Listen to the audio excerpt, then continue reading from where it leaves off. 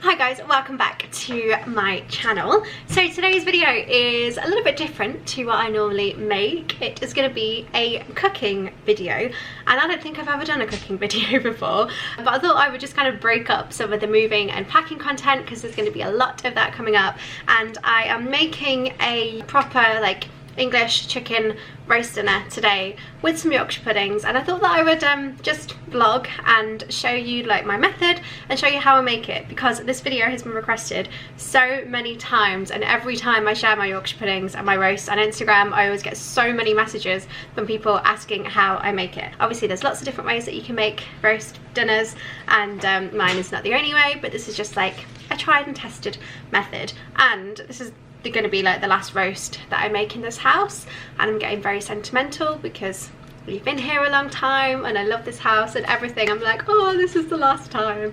So anyway, I just thought I'd like make the most of the kitchen. So I've got the roast chicken ready. It's looking very bare. It needs sprucing up a little bit. It looks like a bit of a sad chicken. Roast chicken is like probably my favourite roast to do.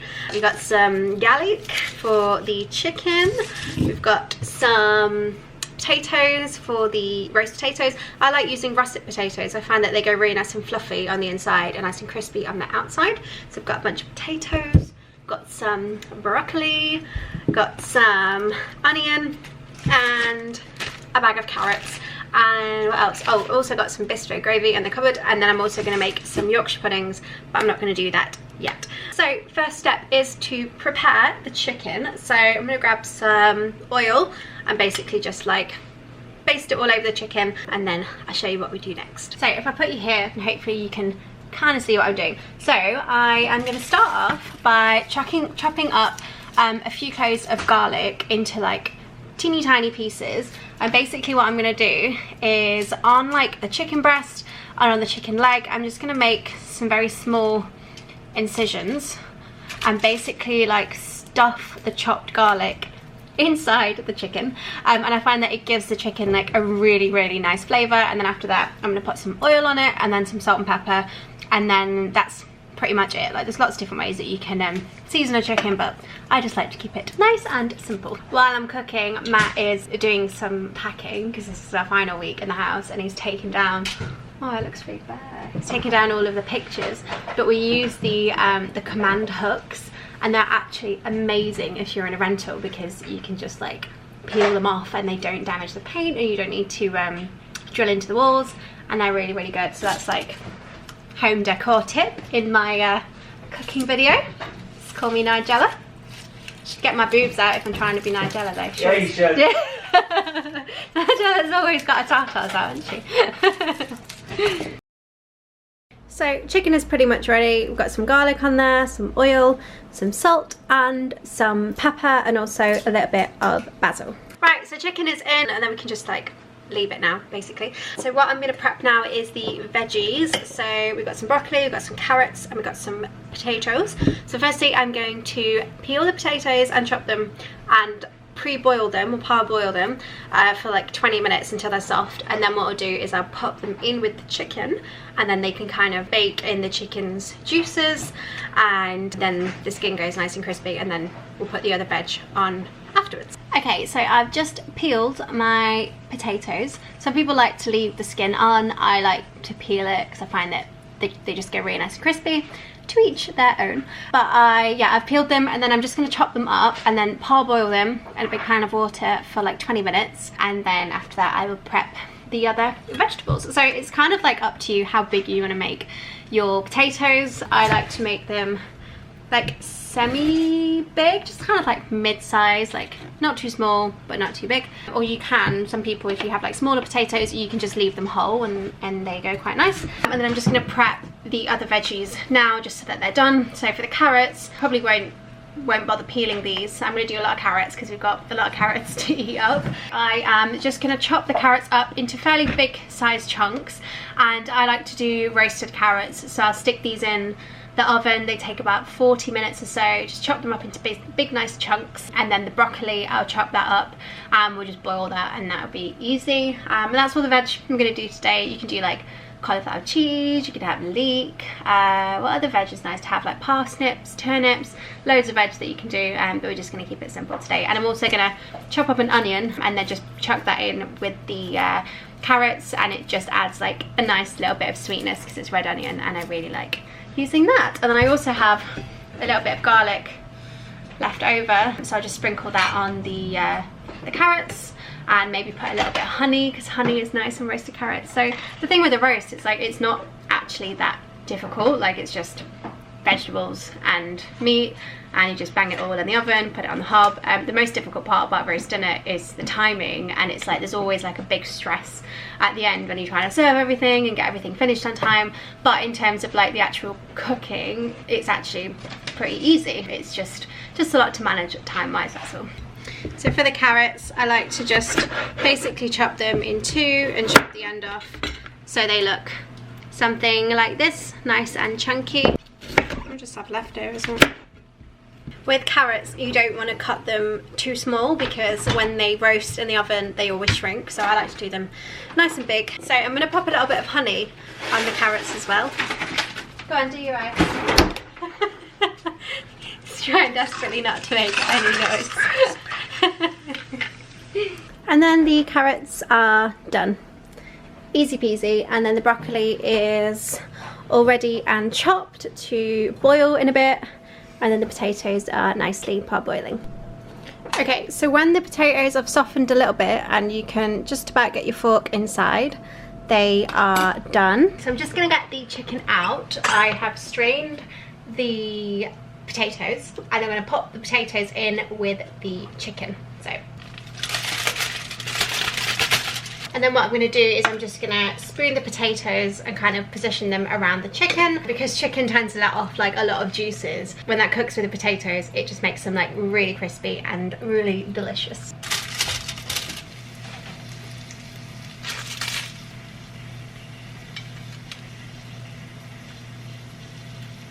So I have just spread out the potatoes around the chicken, put a little bit of oil on them and a little bit of salt, and then I'll pop them back in the oven. I want to still keep the chicken covered, but I want the potatoes not to be covered. So I'm just going to kind of fold this in half and just pop the foil just over the chicken so that the potatoes are kind of open and they'll roast quite nicely, but the chicken is still covered. Okay, let's talk about timings. So for a chicken of that size, it'll probably take about an hour and a half. So I'll put the chicken in, then the potatoes take about half an hour to parboil, and then for the remaining hour, the potatoes will be in the oven with the chicken.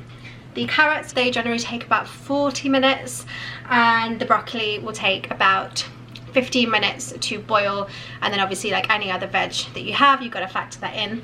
I'm now going to make the Yorkshire pudding batter, which is very, very easy. The Yorkshire pudding recipe that I follow is BBC Good Food one, and it just works every time. Yorkshire puddings are super easy because it's literally like 4 ingredients, but the thing with Yorkshires, it's all about the technique and preheating the baking, what's it called? Tray, muffin tray, stoneware, yeah, the just like the bakeware, you've got to heat it up, make sure it's really hot before you put the batter in, and that is like one of the key things with Yorkshire puddings. And so the ingredients for Yorkshire puddings are literally like flour, eggs, milk and oil, and that's it. So let's make that now, and I will link the recipe that I used for my Yorkshire recipe in the description box if you want to go and check that out. It's a great recipe, very simple and easy, and it just works a treat every time. So I've just whisked up the eggs, and I did it for a couple of minutes because you want there to be like lots of air in there, because you want the Yorkshires to be nice and fluffy. So now I'm going to add in the milk. The recipe says 200 millilitres of milk, which in cups is just over 1 cup. Okay, and then I'm going to add in how much flour? 140 grams of plain flour. So let's see what that is in the cups. Hate doing cups, like we don't have cups in the UK, it's like millilitres and milligrams. So 140 grams to cups is 1 cup of flour. This confuses me. Okay, so put 1 cup of flour in here. So the Yorkshire pudding batter is now ready. It's super easy, you just whisk it all together. So I'm going to leave this on the side now because the chicken is in, the potatoes are in, the carrots are now in, and we've got about 40 minutes or so until the chicken and the potatoes will be done. Yorkshires take about 20 minutes, and I'll probably put these in after I've taken the chicken out, because when you've got Yorkshire puddings in the oven, you don't want to be like opening and closing the oven door a lot. You just want to leave them in there, let them do their thing, let them do their Yorkshiring. So step one is to basically get your baking tray. I've got a stoneware Yorkshire pudding tray that my mum-in-law bought me, and it's really good, but just like a muffin tray will be fine. And I am going to pour in about a teaspoon of oil into each of these holes, because basically what you want to do is you want to pop the oil in the bottom of your tray in the little holes, and then you want to heat up the oil in the oven, and you want that oil to get really hot before you then pour the mixture in, because if you just go and pour the mixture straight into the tray without making the oil hot beforehand, then it will just stick to the sides, it won't rise properly, and they won't go nice and fluffy. So this is actually a really important step. Okay, so I'm going to pop this in the oven now and then wait for this to heat up, and then just before I put the mixture in, I will take out the other stuff and like carve up the chicken while this is cooking. Maybe we can take the chicken out now. Looks great. Right, let's take the chicken out and then we can carve it up. We've got some roasted carrots and they look really good. Yep, they look ready. I just threw some onion in with the roasted carrots, and also I put honey on, and it just gives it a little bit of sweetness, and they're really nice. So let's just pop these to the side, and then we'll just cover them up in a bowl.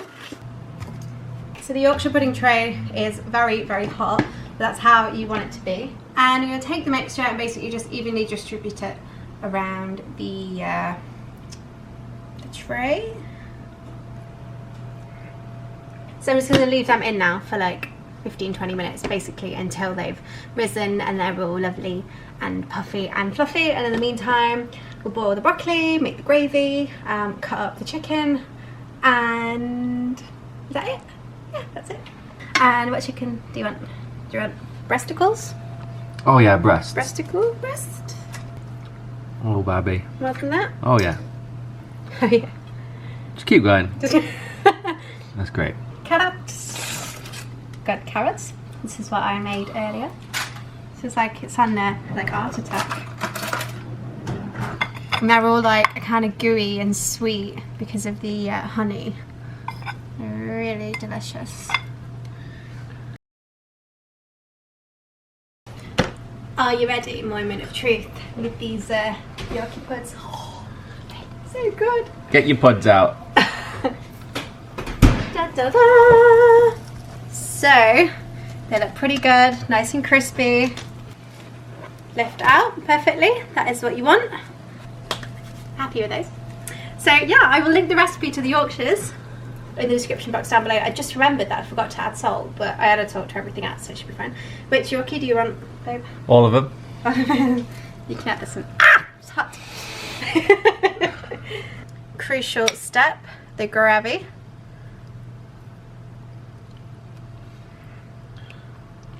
Keep that going. And we are done. There you have it. A classic English Sunday roast. Not on a Sunday, it's Tuesday. But yeah, that looks delicious. We like gravy in this house, don't we? Northern boys love gravy. Oh yeah, we love gravy. We do. There you go. Here's a close-up. I'm very happy with those Yorkshires. They look really yummy. I'm so happy. Matt's happy. You look very happy. Right, I'm gonna go and demolish this because I'm absolutely starving Marvin.